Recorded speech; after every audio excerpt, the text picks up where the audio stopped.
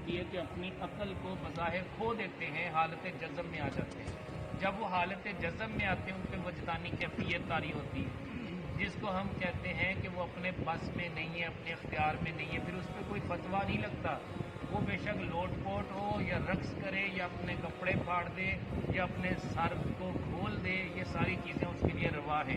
لیکن ہر ایرا گہرا جو ڈرامے بازی کرے، وہ ہاتھوں کو پکڑ کے ایک دوسرے کو کرنٹ لگاتا پھرے، اور یہ اس طرح کی ڈرامے بازی یہ نہیں چلے گی دین میں، سیدھی بات ہے۔ یہ پریکٹس بھی کروائے نا تو یہ غلط ہے، اس کی پریکٹس نہیں کروانی چاہیے۔ یاد رکھیں کہ جس پہ حالت جذب وارد ہوتی ہے اسے اپنا ہوش نہیں ہوتا، تو یہ تو سارا کچھ کرتے، ایک بار دھکا دے کے دکھاؤ، اس کے بعد آپ کی پٹائی نہ کر دے تو پھر دیکھنا۔ تو جس پہ وجد ہوتا ہے وہ حالت جذب میں چلا جاتا ہے، اسے تو پتہ ہی نہیں ہوتا کہ وہ ذکر کیسے کرتا ہے۔ میں نے ایسے لوگوں کو دیکھا اپنی آنکھوں سے۔ میں نے امیر اہل سنت مولانا محمد الیاس اتار قادری رضوی ضیائی، آپ کے جو ملتان میں سالانہ اجتماع ہوا کرتا تھا، میں اس اجتماع میں شامل تھا۔ بارش بھی بہت زور کی ہو رہی تھی، یہاں تک کہ وہ کھیت جس میں ہم بیٹھے تھے کھیت پانی سے بھر گیا، وہ سارے کھیت ہی تھے، مطلب مربوں کے حساب سے رقبہ تھا، اس پہ تمبو لگے ہوئے تھے، لیکن بارش کا پانی تھا کہ ظاہر بات ہے جو نیچی جگہ ہوتی وہاں پہ بارش کا پانی آ جاتا ہے۔ اب پانی کے اندر ہم سارے لوگ بیٹھے ہیں، ذکر شروع ہو گیا۔ اب ذکر کے دوران جب یہ اللہ کا ذکر آیا یا اللہ کا ذکر آیا تو وہ بندہ لٹن کے رہنے والا تھا، انتہائی اردو نوجوان تھا۔ وہ ذکر کرتے کرتے اس قدر وجدانی کیفیت میں آیا کہ جو تمبو اور کناتیں جس کھونٹوں کے ساتھ باندھی ہوئی تھی اس کا سر اس کے ساتھ ٹکرایا، خون بہنے لگا، اسے کوئی ہوش نہیں۔ وہ یہ نہیں کہہ رہا تھا کہ یہاں بھی لگی یہاں بھی لگی، خون نکلا، اسے کوئی ہوش ہی نہیں تھا۔ مچھلی کی طرح تڑپتا رہا تھا، جیسے ماہیے پہ آگ ہوتی ہے نا، یعنی وہ مچھلی جو پانی کے بغیر ہوتی تڑپتی ہے، اس طرح اسے تڑپتا ہوا میں نے دیکھا۔ اسے کہتے ہیں وجد۔ تو آج کل کا جو وجد ہے نا، قوالیوں کے دوران یا نعتوں کے دوران، یا میں نام نہیں لیتا ان کا اس لیے کہ وہ گلا شکوہ بن جائے گا، صرف اتنا کہوں گا کہ یہ صرف اور صرف ہمیں پریشان کرنے کے لیے، دکھاوا کرنے کے لیے، اس کی کوئی حقیقت نہیں، سیدھی بات۔ ہاں اگر کسی پہ حقیقت کھلتی ہے تو سارے تو نہیں ہوتے۔ حضور غوث پاک رحمۃ اللہ علیہ کا لاکھوں کا مجمع ہوتا تھا، جس میں سے 100 یا 200 کو وجد طاری ہوتا تھا، لاکھوں کے مقابلے میں 100 یا 200، ٹھیک ہے۔ تو آج اگر 100 کا مجمع ہے تو اس میں سے 50 تو تڑپ رہے ہوتے ہیں، کوئی 500 پہ چڑھ رہا ہوتا ہے، کوئی دوسروں کے کپڑے پھاڑ رہا ہوتا ہے، یہ میری سمجھ سے بالا تھا، ٹھیک ہے نا۔ تو بہرحال کہنے کا مطلب یہ ہے کہ اپنے آپ کو بہتر رکھیں۔ یہ بھی طریقہ جو ہمارا ذکر کا ہے نا، اس میں بھی لوگ کلام کرتے کہتے ہیں کہ یہ بھی نہیں ہونا چاہیے، لیکن وہ بندے جو کہ ذکر کے شوق سے نا آشنا ہے اس لیے وہ اعتراض کرتے ہیں۔ ادروائز ذکر جہری بھی اللہ کے نبی صلی اللہ علیہ وسلم نے کیا، ذکر خفی بھی اللہ کے نبی صلی اللہ علیہ وسلم نے کیا، اس میں کوئی قباحت نہیں۔ اللہ کا ذکر جہری کیوں کیا جاتا ہے، اس کی مثال دے دوں۔ اس کی مثال ایسی ہے کہ ذکر جہری جب آپ کریں گے تو اس سے یہ سمجھ لیں کہ لوہے کے اوپر جو زنگ ہوگا، جیسے زور زور سے لوہار اس پہ ہتھوڑے مارتا ہے اس کو گرم کرنے کے بعد، تو جب تھوڑے مارتا ہے لوہا گرم ہوتا ہے، اس کا زنگ اتر جاتا ہے، ٹھیک ہو گیا۔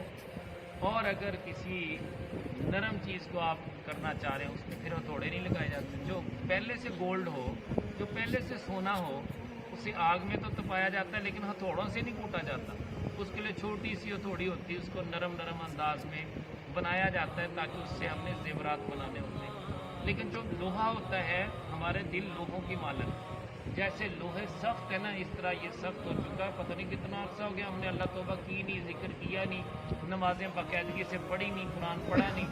اب دل جو ہے علائشوں کی وجہ سے گندگی والا ہو گیا، زنگ آلود ہو گیا۔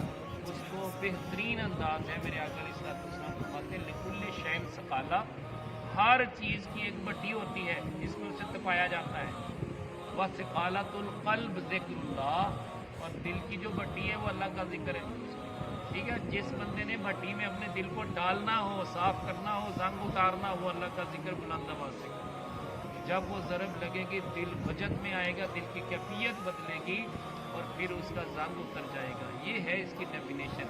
बाकी रहा कि खफी ज़िक्र, मेरे आका अलैहिस्सलाम फरमाते रब कायनात जल्ल वाला खफी ज़िक्र को अपने अनवार के हिजाबात में रखेंगे। ये तीसरा एक रजिस्टर तैयार होगा। 2 रजिस्टर आपके नामा अमाल के होंगे, एक में नेकियां एक में बदियां। तीसरा रजिस्टर अल्लाह करीम जल्ला वाला अपने पास रखेंगे जिसका इल्म फरिश्तों को भी नहीं होगा।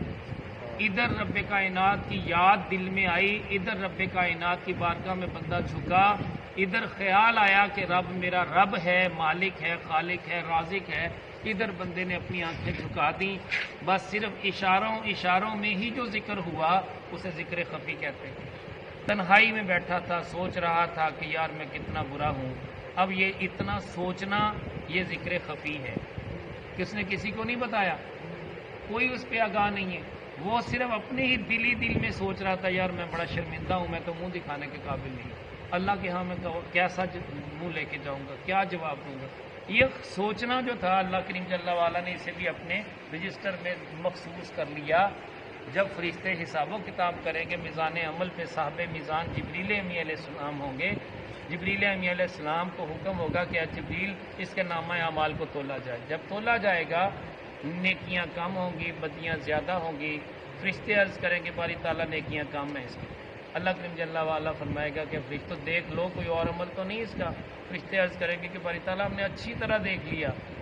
हर चीज़ देखने के बाद अर्ज़ कर रहे हैं। अल्लाह करीम जल्ला वाला फरमाएंगे अब इसकी नेकियां मेरे पास भी हैं। फरिश्ते हैरान होंगे कि बारी ताला हमने तो ये लिखी नहीं, ये कैसे? फरमाया ये वो राज हैं जो इसके और मेरे दरमियान थे। जब ये तन्हाई में खामोशी में मुझे याद करता था, इसको मैं लिखता था। तो लिहाजा ये रजिस्टर जो है इसमें से नेकियां निकाल के भी इसमें रखी जाएं। जैसे ही रखी जाएगी नामा अमाल में नेक अमल ज़्यादा हो जाए। लिहाजा तन्हाई में बैठ के यार खौफ इलाही से 2-4 होया करो। और कुछ नहीं हमारे पल्ले, ये अमल हमारे काम नहीं आएंगे। बंदा कहना मैंने बड़ी नमाजें पढ़ी, कुरान पढ़ा, हज की, ज़कात दी, मैंने बड़े सदका खैरात किए, ये कुछ काम नहीं आएंगे। जब अल्लाह ताला की बारगाह में मकबूल हो जाएंगे तब काम आएंगे। तो मकबूलियत की गारंटी क्या है? हमारे पास कोई गारंटी नहीं है। लिहाजा हमें हर वक्त अल्लाह ताला से डरना है, हर वक्त ये आरजू करनी है कि अल्लाह कबूल कर ले, बस उसकी मेहरबानी। जब वो कबूल कर लेता है फिर छोटे से छोटा अमल बड़ा हो जाता है। अल्लाह करीम जल्ला वाला में तौफीक दे। अब दरूद पाक पढ़ा दें।